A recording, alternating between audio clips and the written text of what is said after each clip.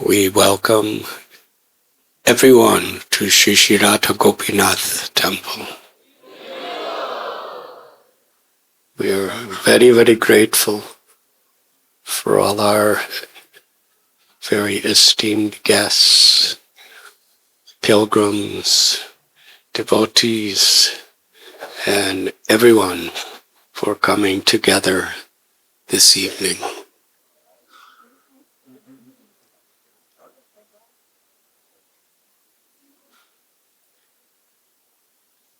I believe the temple of Laxmi Narayan that is in the courtyard downstairs was established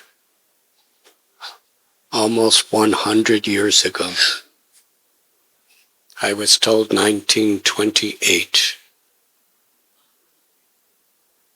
And I believe 60 years later, Radha Gopinath appeared in this temple that we are sitting.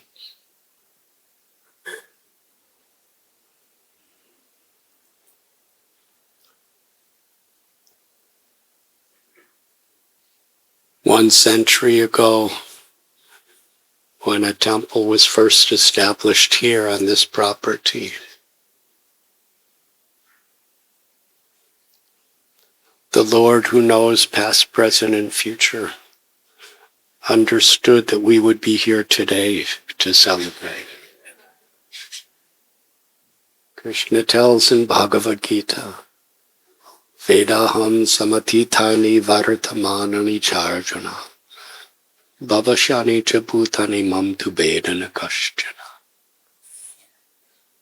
I know everything that's happened in the past, all that is happening in the present, and everything that will come in the future. I also know every living being. But then Krishna says, but me no one can know in full.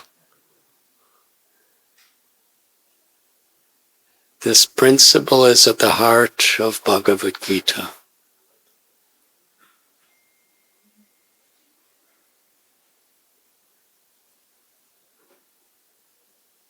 Knowing God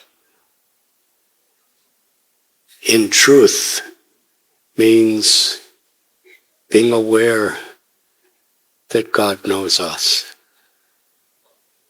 Ishvara sarvabhutanam hridesherchanatishti. The Supreme Lord is in the heart of every living being. This is a universal principle of dharma that is so concisely and comprehensively described in Bhagavad Gita.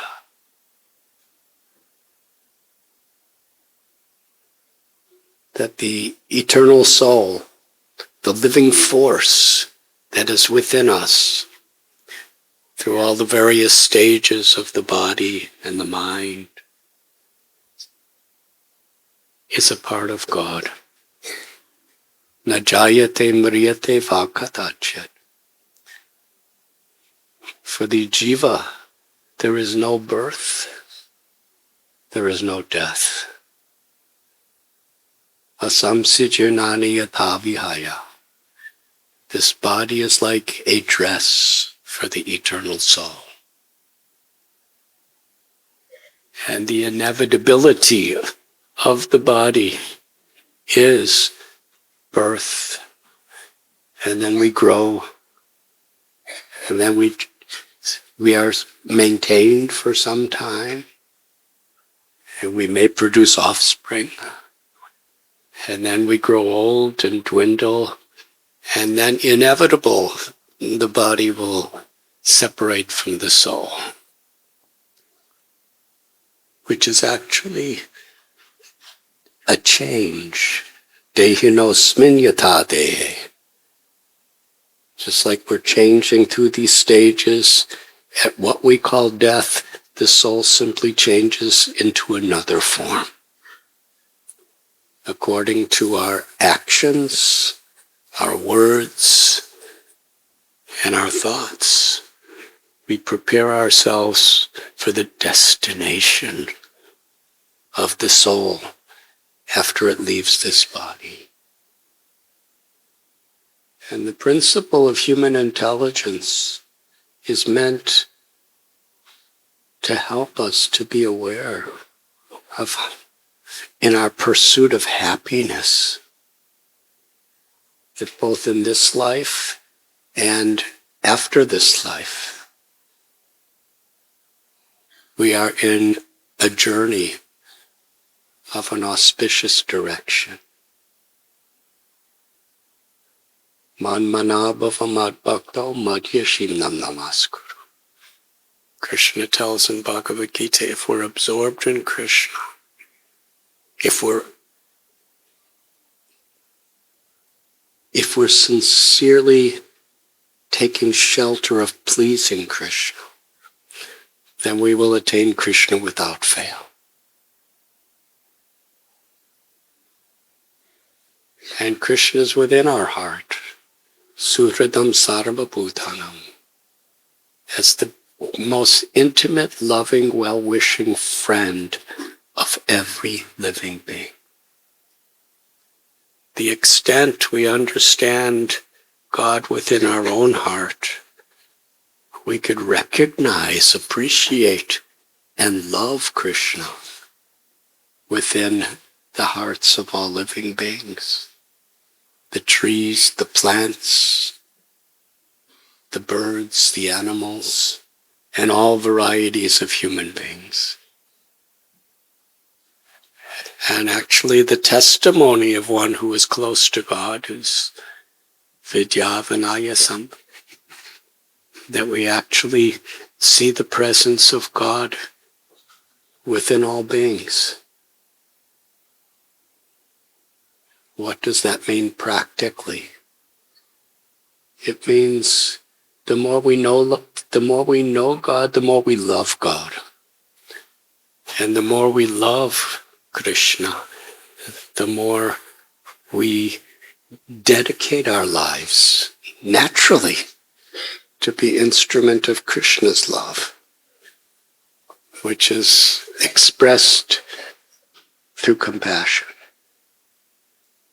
And this truly is the greatest need in the world today. We have so many reasons to be divided, so many reasons to be partial according to our ahankar, our ego. But real enlightenment is to find real happiness, true happiness, eternal happiness in the loving service of the Supreme. And in this world, that service is expressed, and it's also the path of gaining the realization is to be absorbed in remembering God and living according to what pleases Krishna. And there's nothing that pleases Krishna more than to be absorbed in loving and showing honor, respect, and compassion to others. That is Sanatana Dharma. That's beyond sectarian religious ideas. That's the eternal Jaiva Dharma, the eternal Dharma of the soul.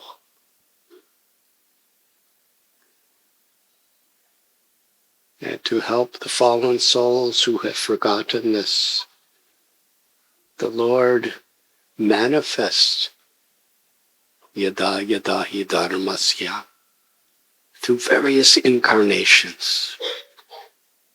In the Vedic literatures, it describes Lord Varaha, Lord Narasimhadev, Lord Ramchandra, Lord Sri Krishna, and many incarnations of the Lord. And the Lord manifests to reveal himself so that we can have a personal relationship within the form of the deity, the Archamurti.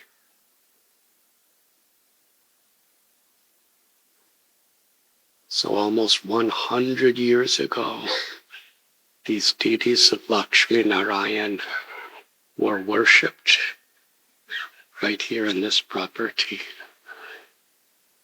And I believe originally this building was an orphanage, the Lady Northcote Hindu Orphanage.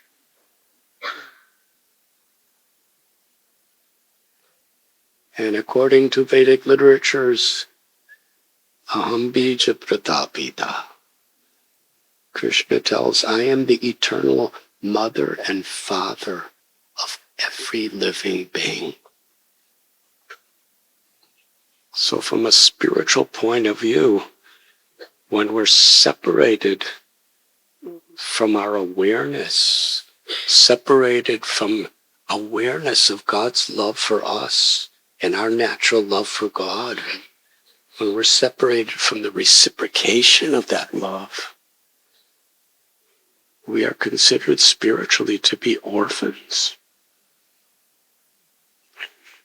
And Krishna is so merciful, so kind, so compassionate.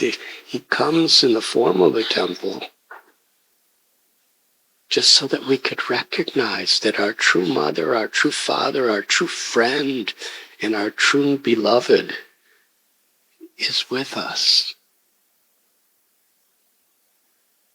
And when we recognize the form of God in the temple, and we learn how to serve, how to be attracted, how to be absorbed, then gradually we realize, by God's grace, that the Lord is within our heart. And He knows everything in the past, present, and future. And what we've done in this lifetime, and what we've done in past lifetimes, something like that.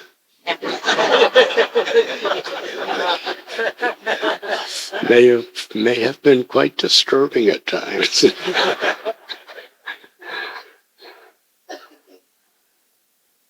But sarva dharman parityasya. The Lord within our heart never leaves us. The Paramatma. Not only does the Paramatma never leave us, but the Lord in the Paramatma is always eager and ready to forgive us and to enlighten us, to liberate us, and the ultimate liberation, to reveal Himself to us.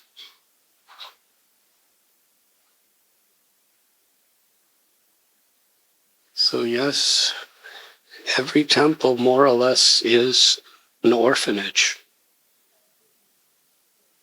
where the Lord is coming to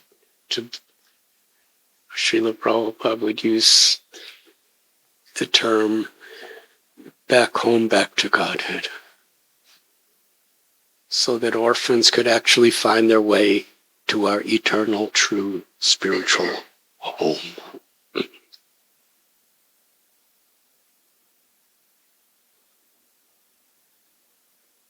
And the Lord reveals that opportunity to us through the hearts of those who love Him. Mad bhakta puja vyadika.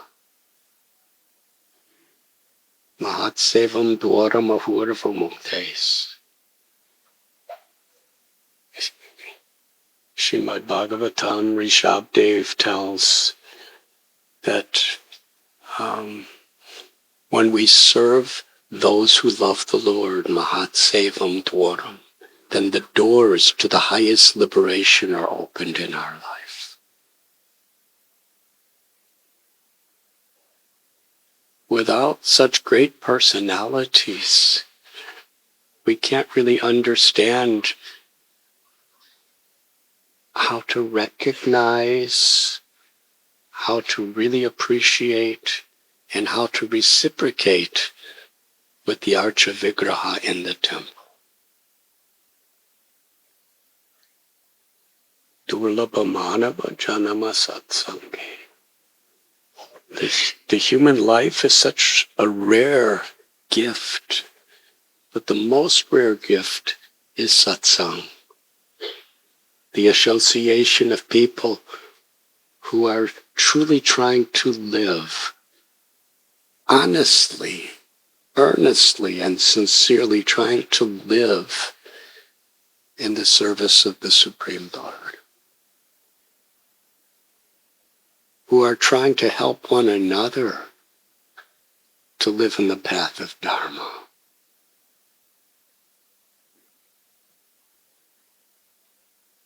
Our beloved Guru Srila Prabhupada, he would sometimes say, there are different paths that people take, different levels of dharma. One is to live piously so that we could enjoy the things of this world. But no matter how pious and how enjoyable, old age, disease, and death are inevitable for everyone. So then there is those who are trying to renounce everything in this world, trying to make our desires void, that nothing is mine. Therefore, we don't want to do anything. We'll just meditate. Krishna tells in Gita, Sarvaloka Maheshwara. Everything is God's property. So Srila Prabhupada would tell, if everything is God's property, what do you have to renounce? We may say, I'll give up my possessions, but they're not your possessions to give up.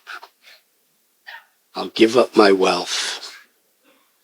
I'll give up my occupation. I'll give up all these things.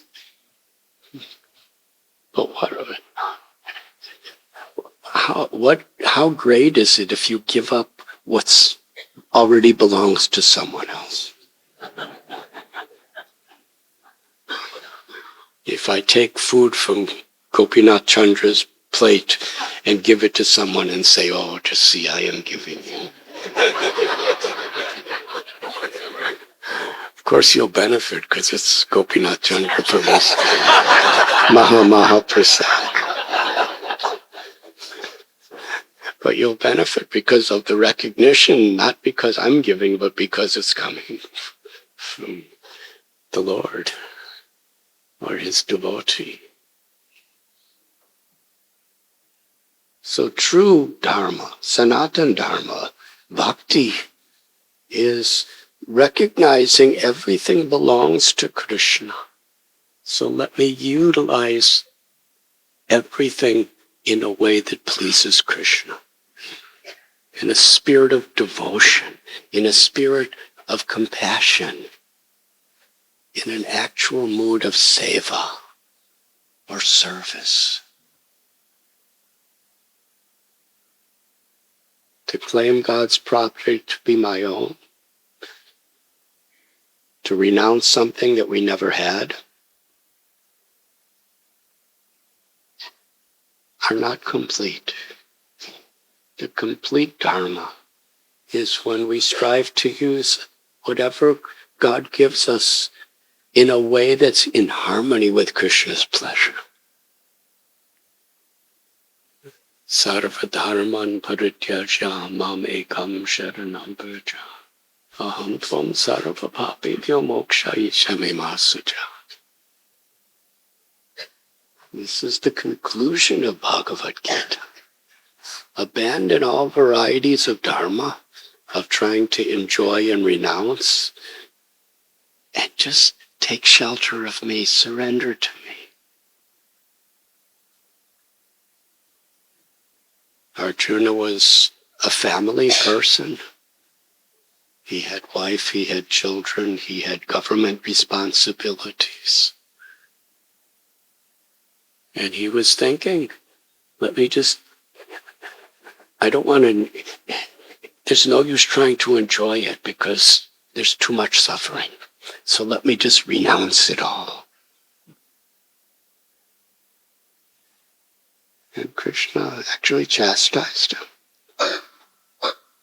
And that's what Bhagavad Gita, to convince Arjuna, don't try to just be the enjoyer and don't try to be the renouncer, but engage your occupation, engage your family responsibilities, engage your skills, engage your intelligence in harmony with Krishna's love for all beings. That is seva. And then Krishna tells, if you just surrender in this way, take shelter in this way, surrender doesn't mean just to give up. Surrender actually means to live in harmony with God's love and compassion in this world. And Krishna appears within the sound vibration of the names of Krishna. Hadranama, Hadranama, Hadranama, Eva Kevala. Kalo Nasteva, Nasteva, Nasteva Gatiranyata. This age of Kali is a very, very divided time. So much quarrel, so much anxiety, so much confusion. But the names of God, the names of Lord Hari, they can cleanse us, purify us, and actually give us the happiness that we're all seeking. Anandam Buddhivardhanam. Kali Kale Namarupe Krishnavatar. Krishna has descended in the sound vibration of his holy names. So we strive to absorb ourselves. Just as Laxmi Narayan appeared 100 years ago and Radha Gopinath appeared almost 40 years ago. And so many temples in so many places, Tirupati, Srirangam, Radha Govinda temple in Vrindavan, Badrinath temple, Himalayas. That same Lord is accessible at every moment, in any place, for anybody who's sincere, in this beautiful avatar of Harinam, of the holy names. And how do we know all these things? How do we know that God's words are in Bhagavad Gita, Srimad Bhagavatam, Mahabharata, Ramayana? How do we know how to approach the deity of the Lord? Krishna is so kind. From the hearts of those sadhus, mahatmas, acharyas, Krishna teaches us. We could read scriptures again and again and again, but Krishna describes Mahajano Yena Gadasa Panta. But to come to the actual conclusion of how God is in the holy names, how the Lord is within the deity form, what the Lord is actually teaching us in the scriptures. We need teachers. We need acharyas. And today is the appearance day of one such great acharya, Sri Ramanuja Acharya. He was born, I believe, in the English year of 1017.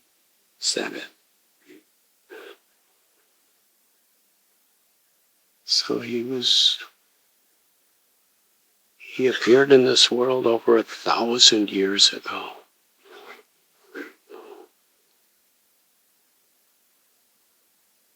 And an acharya is one who teaches by example.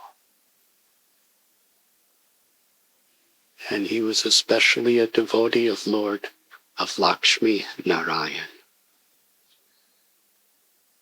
He was the acharya of Kanchipuram, Srirangam, Tirupati, and he travels throughout India and established the path of pure bhakti or devotion. To understand that the supreme truth is the Lord who is seated within everyone's heart, whose bodily radiance is the all-pervading Brahman, and who ultimately the source of everything that exists is the Lord who is living in the spiritual world of Vaikuntha. And in the the supreme liberated state of the soul, we could have an eternal loving relationship with the Lord in this spiritual world. And we could realize that eternal loving relation even in this world.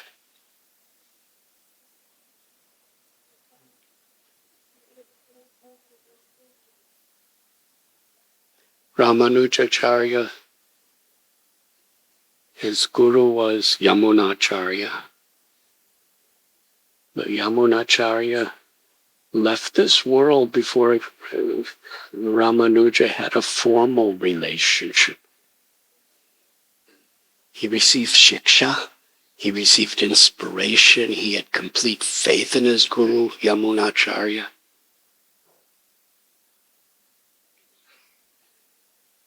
And he dedicated his complete life to serving the mission of Yamunacharya.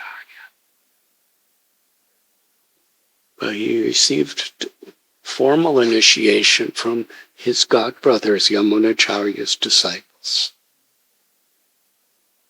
One was Mahapurna.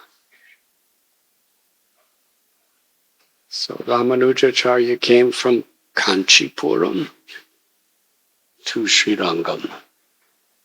And there he was studying with Mahapurna as a student.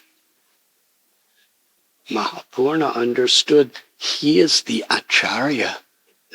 He's my guru. But he wants me to be in the role of his guru. So he took that role.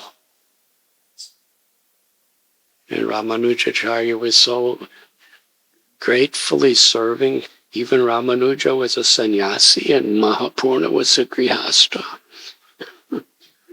Still he was serving him. That spirit of bhakti, that spirit of being servant of the servant. One day Mahapurna spoke to him.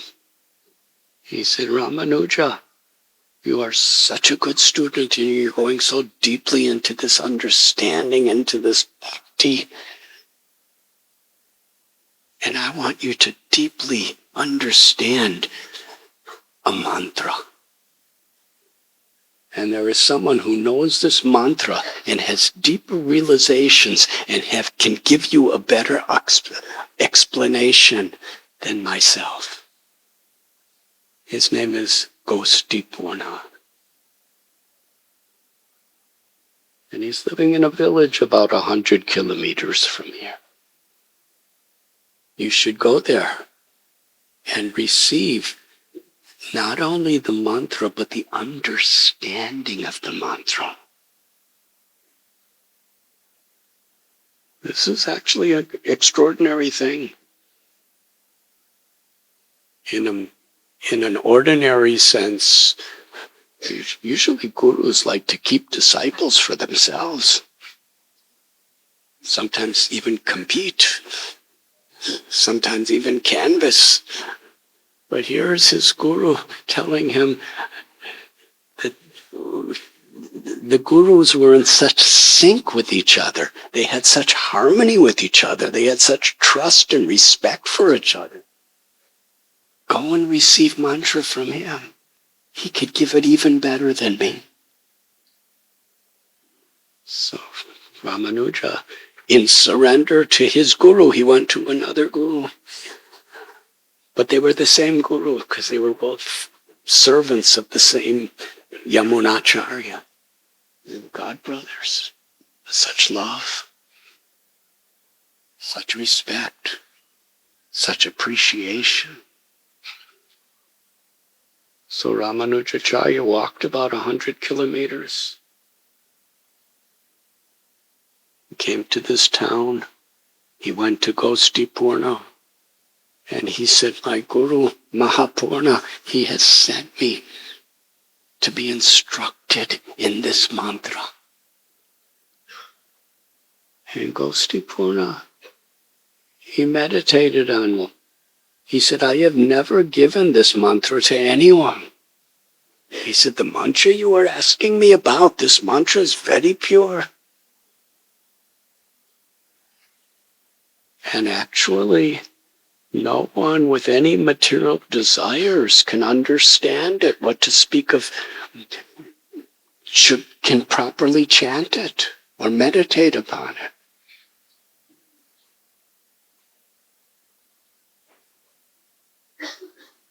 So he told Ramanuja, let me think about it, you come back. So Ramanujacharya went, I think it was Tirukula.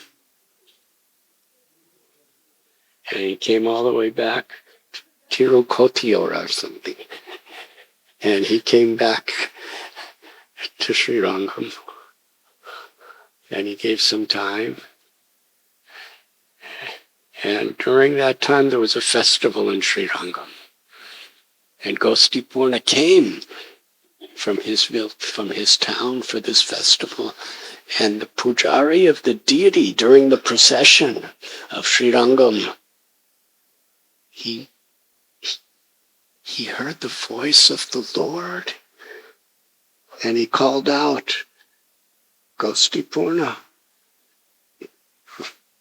you should give the mantra to Ramanuja.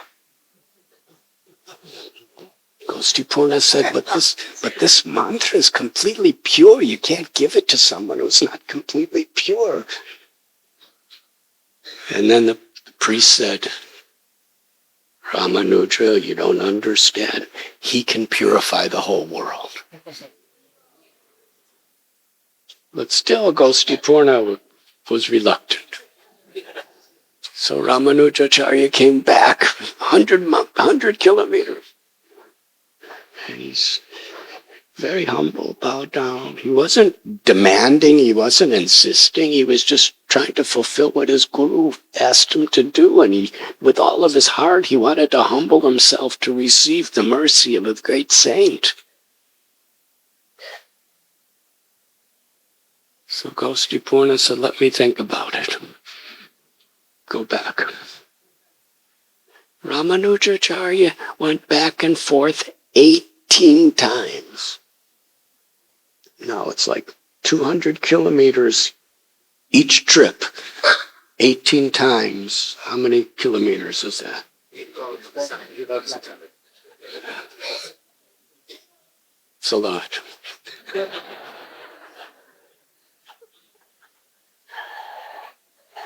And that's how eager he was. Now, for many of us, we don't get what we want. We just go somewhere else.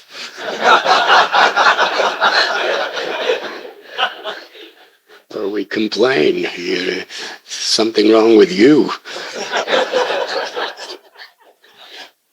But Ramanujacharya, after 18 visits to Tirukotiora, back to Sri Rangam, and back and forth, he was thinking in his heart, that I was asked to receive it. This was my service. I must be so impure. I must be so unqualified. He's such a great soul. But he sees I'm not fit to receive it. So Ramanuja became so humble. He was crying. And some people who saw this, they went to Gostipurna and explained the situation. So the 19th time, Ramanuja went there. And Gostipurna said, I can understand how sincere you are.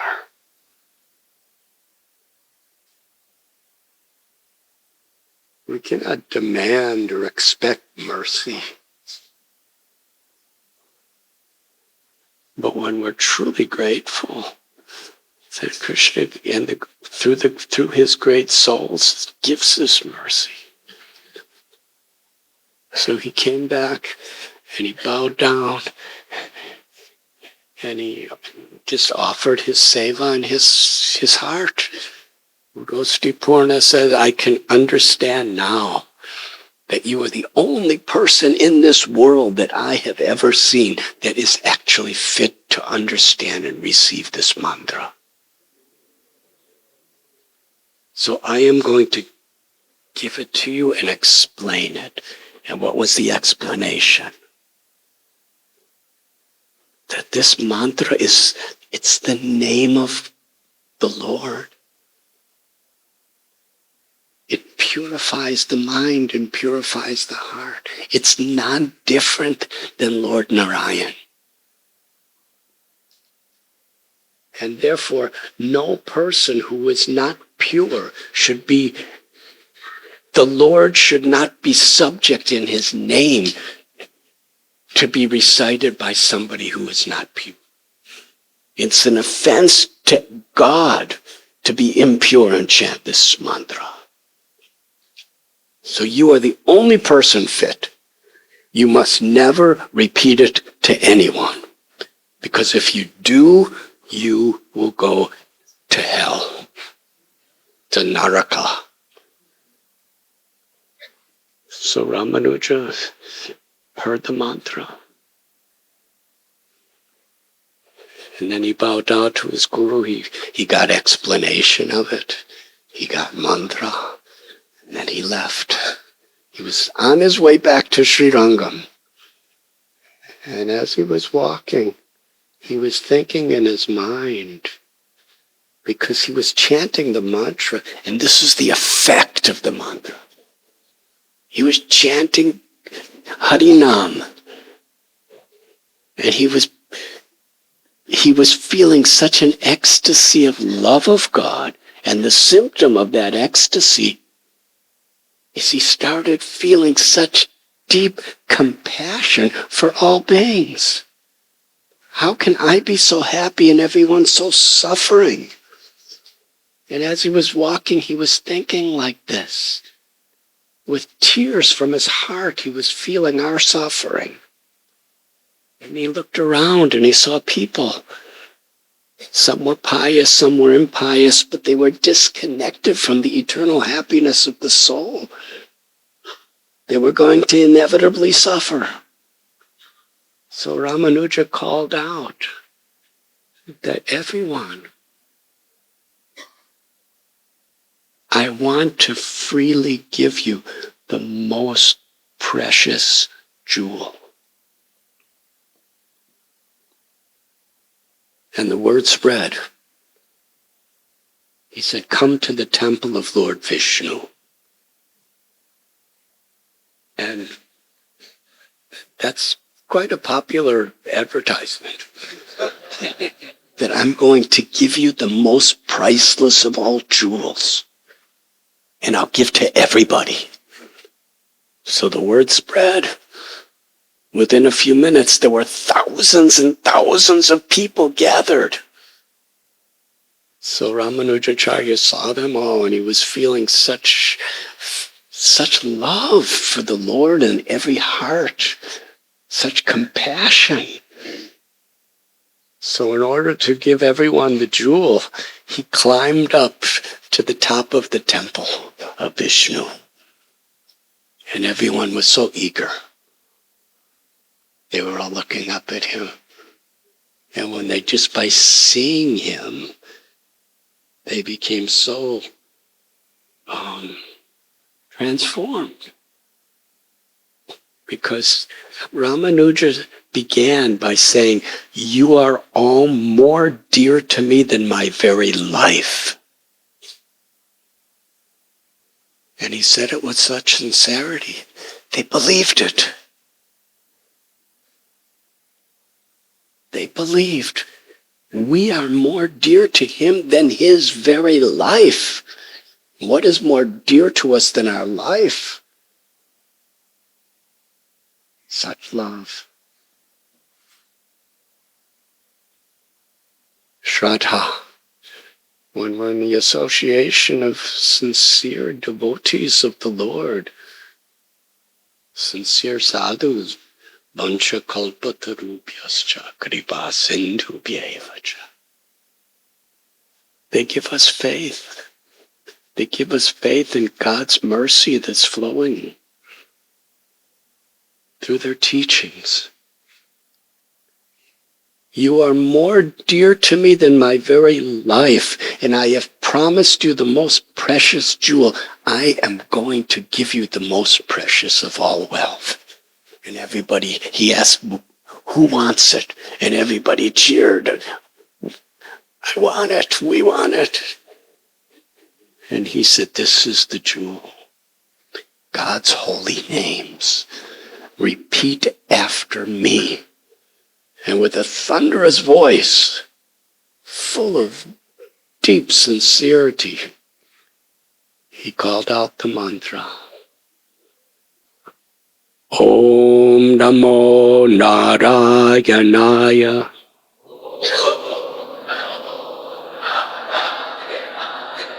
Om Namo Narayanaya.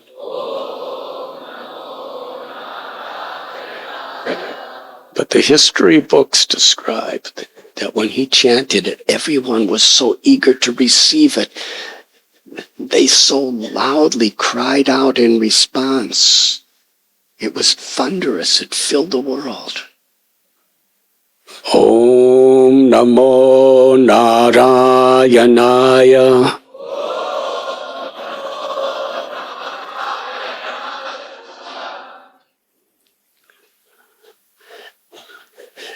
They felt so happy.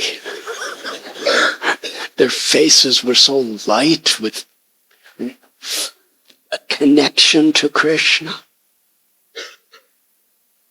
They had a connection that would inevitably bring them to the highest destination of Vaikuntha. So they realized we just received the highest wealth. Krishna tells in Bhagavad Gita, Param drištva nivartate. When you experience a higher principle, then you're no longer really attracted to lower things. Anandamayobhyasha. We're all looking for happiness. And we find the happiness of the mercy of saintly people, sadhus. When we find the happiness of God's love and God's presence in his holy names. There's the beautiful story of Dhruva Maharaj. He was insulted by his stepmother. And he was so devastated. His heart was so broken. His mind was shattered.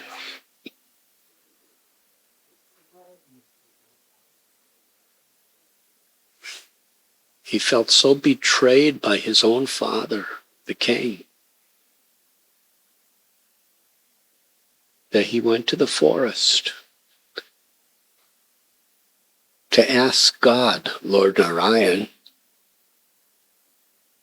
to give him a kingdom better than his father or grandfather. such an enormous treasure, wealth, power, prestige, and all the happiness that comes with that. He was so determined to get that. And while he was in the forest, he was only 5 years old, he met Narada Muni, a great saintly person like Ramanuja. And Narada Rishi, he met him, he said, Dhruva, you should go home, you're just a little boy, your father betrayed you, please don't take it so seriously, your stepmother insulted you, you have more than, go home and play and study. Dhruva, he said, if you can't tell me how I can fulfill my goals through worship of the Lord, then I'm not interested. So Narada saw he was really serious. He didn't want anything else except to be with the Lord, but he wanted material things. So Narada Muni said, you chant this mantra. But he gave him the mantra, Om Namo Bhagavate Vasudevaya.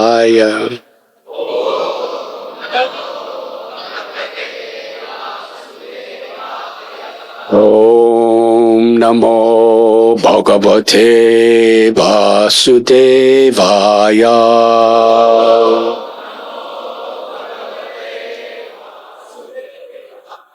Om Namo Bhagavate Vasudevaya.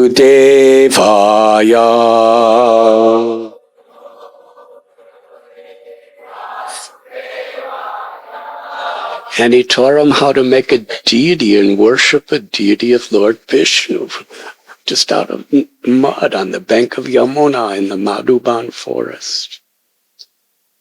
And just by chanting this mantra and worshiping the Lord, Dhruva became so purified. He was actually, Lord Narayan revealed himself within Dhruva's heart.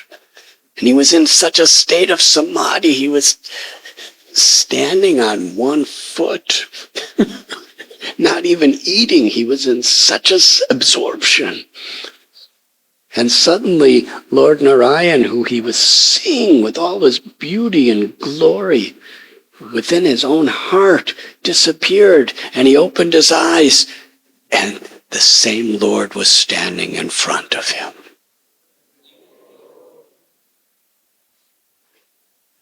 And Lord Narayan, he said, Dhruva, ask for anything you like. You want kingdom greater than your father and grandfather? I will give. Ask. Dhruva said, I only want one thing. I want to lovingly serve you as a servant of your servants. That's all. And Lord Narayan said, well, what about you? You've been doing all this tapasya. I'm willing to give you everything. And Dhruva, he said, my Lord, I was looking for broken pieces of glass, and I have received the rarest, most precious of all jewels. The greatest of all wealth, pure devotion. And what is that devotion? The darshan of the Supreme Lord.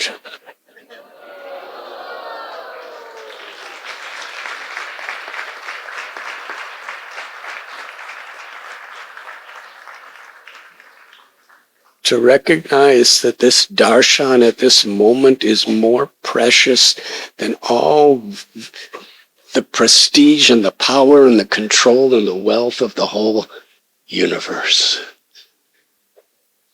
Because it awakens the Lord awakens our love.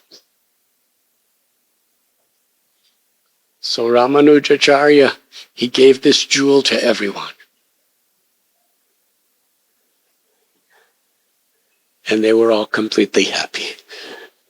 No one said, "What is this? I came for They were all like Dhruvas. I came for broken glass and you gave me a real diamond in the form of loving service of the Lord, darshan of the Lord in the holy name." So after that, Ramanuja, he was actually on his way back to Srirangam. But then he was thinking, he was so happy that he gave such a blessing to so many people. He decided to go and thank his guru for giving him the mantra. So he went back to Gosti Purna's ashram, and in the meanwhile, the townspeople told Gosti Purna that Ramanuja just gave this secret mantra to thousands and thousands of people. And even though it's so secret, they were loudly, thunderously chanting, and everybody's constantly chanting it now. So Ramanuja humbly comes before Gosti Purna and bows down. He does dandavats. Gosti Purna looks at him and said, "How dare you show your face to me? You betrayed me. I have told you that if you give this mantra to anyone, you will go to hell. And yet you gave it to everyone. Get out from here. I don't never want to see your sinful face ever again." Ramanuja, very humble. He was not disturbed. He just humbly shared his heart with his guru.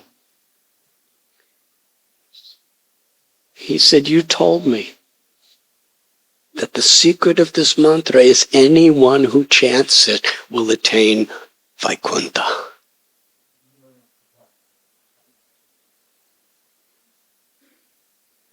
If all these thousands and thousands of people and everybody they meet, if all of them go to Vaikuntha by chanting this mantra, then it's a very small thing if I go to hell. If one little person like me goes to hell, so many other people can be with Lord Narayan and love him, then I'm willing." He said it with such sincerity, with such respect and such humility. Gosti Purna, as soon as he heard it, he completely transformed. Tears of joy sprung from his eyes, and he embraced Ramanuja. And Gosti Purna said, "I have never met anyone who is so dear to Lord Narayan as you."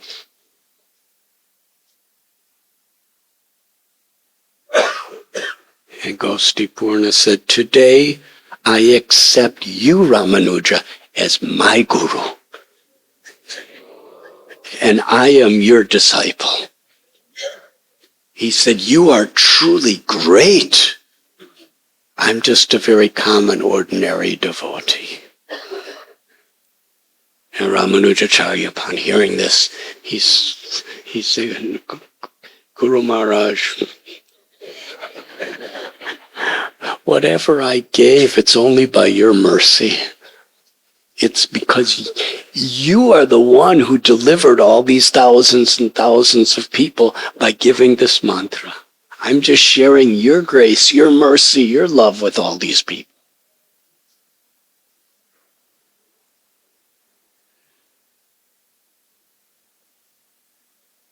And Ramanujacharya was with two of his first two disciples were with him, Kuresh and Dasarati, and they witness all of this.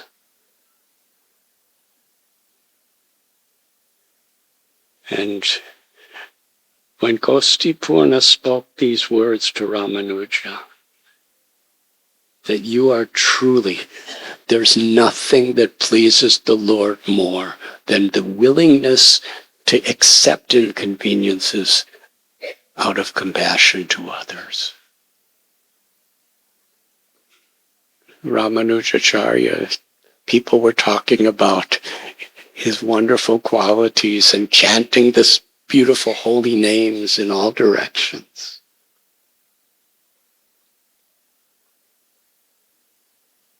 In the Srimad Bhagavatam, we read about Lord Shiva, Shankar Bhagavan. Out of compassion for all of us, he drank an ocean of poison. He condensed it and drank it. And there, in that passage, it is declared by Shukadev Goswami that there is no service that is more pleasing to the Lord than being willing to endure difficulties to show compassion for others.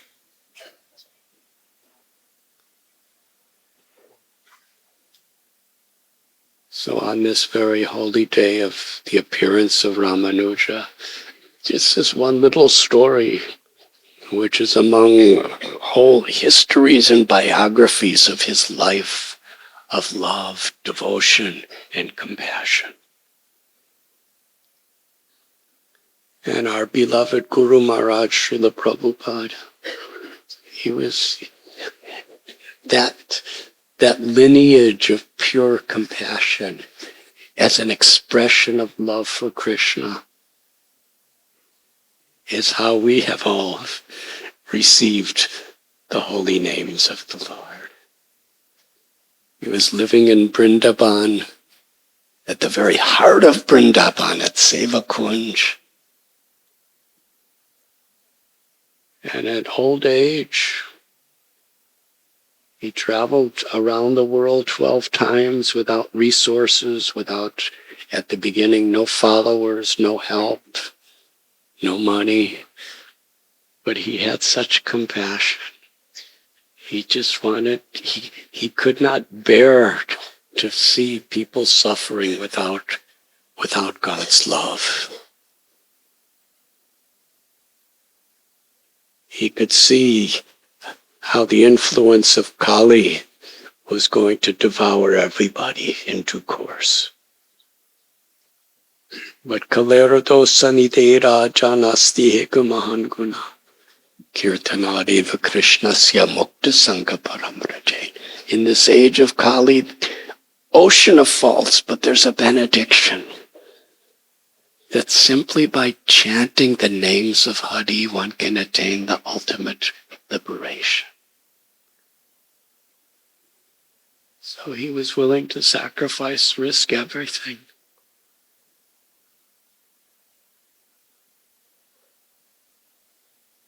When he was on the boat, he wrote in his diary, 1965, after heart attacks and seasickness,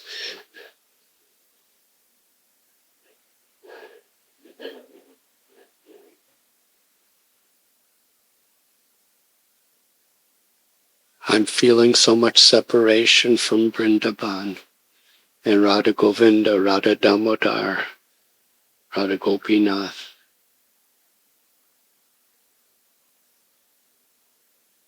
I'm all alone without anyone, but I'm very happy because I'm coming with this mission of compassion that Lord Chaitanya and all the great acharyas have given.